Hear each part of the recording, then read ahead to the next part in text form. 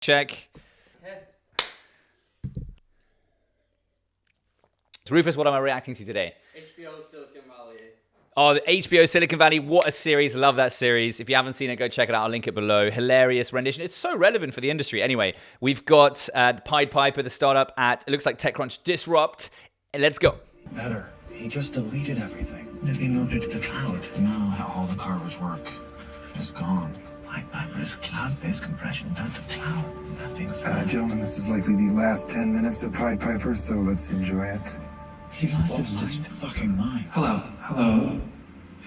That's a good idea, actually. If you've ever pitched live before, make sure like you test out how it is with a mic if you're doing a handheld mic. You know, if you've never used that before, that's like totally fair to like not know what to do with it. Just remember, this is the distance you want from a mic typically. My name is Richard Hendricks, and I am, along with this guy, him, and another guy. You don't have to name all the people. I also find it weird when people like have to read their full name off on the slide. Like typically your name is up there in like a presentation. So just say, hey, I'm the founder of this. My name's Eric, you know, and things like that. Remember, always wear company branded clothing because you connect the name to the brand to the face so people can come up to you afterwards. They really liked your pitch and they'll go, hey, we loved it. Now I can find you because I saw you in the Pied Piper thing. Always wear company branded clothing, especially at an event like TechCrunch. That has disappeared. We are Pied Piper, a compression company. Well, you know, in your pamphlets it says that we are a cloud-based multi-platform solution for user-focused compression. Remember this, connect with your audience. There's no guarantee that anyone in your audience actually understands what you're doing. Typically at these events, they do like 10 to 20 pitches in a row. That's like anything from 45 minutes to over an hour. People obviously like get tired. You know, what if you're like pitch number 19 or pitch number 9, right, in that order? Terrible. So the first slide should always be logo and your one-liner, because if anyone in that audience is interested in investing in mid-compression software and they're falling asleep, they'll go, oh, actually, I should listen to this one because this is a thing I'm invested in. The last 8 pitches or 18 were irrelevant for what I'm interested in, right? So always be immediately understandable. Don't use startup buzzwords that no one understands. And we were until yesterday, but now we are not. Because you see, Hooli did everything that we were trying to do better, way better. Whilst this is obviously a terrible pitch, I kind of like the honesty here, saying that actually our competitor did everything better and we had to pivot. Nucleus is built on the same engine as ours, like exactly the same, and their Weissman score was 2.89, same as ours. But the thing is, they built a ton of really great stuff up on top of that, and we can't compete, so now we have to be something else.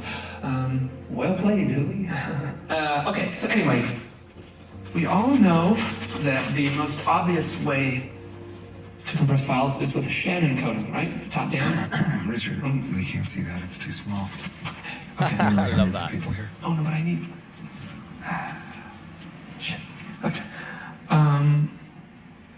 Right. Oh, so Shannon coding, and then David Huffman came along, and he pioneered bottom up and impulsive with left to right, obviously, and you know. Again, no one in this audience is probably understanding this apart from a few people, right? So remember to always like sell the problem and the solution will sell itself when you're doing your pitches like this, because if you're going up there showing like technical information, you're going to lose most of the people. Even the people that understand it are probably going to not really be understanding because it's on a slide behind you and there's, you know, it's a bit confusing. You're in a big live audience. Always think about making things as simple as possible, because the people who are actually genuinely interested and understand will ask for the real information later. They're not expecting you to go out there and talk about your entire like code base or your full GitHub upload. You know, be simple, keep it simple, especially when you're pitching live to people. Decades we used these codes to compress, you know, JPEGs, MPEGs, MP3s, zips, all that stuff. But we all know that, so there's no point in talking about it. That was funny. Last night, I was watching my friends here have this argument about, you know, manipulating data. And, you know, how many datas could one guy manipulate at once? And and I was thinking, maybe it could be another way, you know, something that I would call middle out. It's What he's doing here, even though obviously this is a terrible pitch, is a story. He's actually taking you through the journey. So obviously if you do this in a like structured way, you bring the audience along with you from where you started, where you are, and where you're going. Talk about the timeline. Like I've mentioned so many times, investors invest in teams that execute over time, right? That's traction, that's momentum. Think about this. You're also pitching the opportunity of them joining, what they can add, because they're going to be with you for the lifetime of your business. They become actual shareholders. They are with you. It's a marriage. So they need to contribute things over time. They need to be able to add value at a very strategic and important period of time. If they're early stage angels, become advisors, chairmen, and then later stage when the VCs start coming in, they need to give you access to industry, access to market, to their portfolio, to the value that they've created for other companies that they actually recycle into new companies every single couple of years when they invest in new ones. Up and down, back and forth, all at the same time, going out at once. Okay, well, anyway, I deleted all our modules last night, and I completely rebuilt our engine from scratch last night. I kind of like the idea of this, of like, so everyone is doing pitch presentations like this, right? They've just done like, the camera looking over and he's doing paper. Kind of like that. Maybe someone should take inspiration from that. No, seriously, like that's a really great pitch idea to like differentiate yourself. If you can set that up at an event, is you just take slides. I don't know, it's kind of nice. Now, this morning I really only had enough time to do one test, and when I did, we hit a Weissman score of 3.8. Now, I know the theoretical limit was 2.9, but as you can see... I'm sorry. You scored a 3.8? Yes, sir. And this is a universal lossless compression engine. Text, audio, video... Yes, that is correct. Well, I'm sorry to interrupt your eloquent presentation, Richard, but rather than... What a moustache. Maybe Vichy should start wearing moustaches again. Or maybe not, because I can't grow one.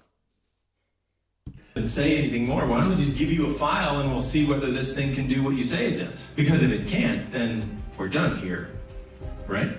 Yeah, that's fair. So we can give you any kind of a file and you can compress it without degradation at this standard, 3.8. Yes. Yep. All right, give us a minute, please. What do we got? Does anyone have anything?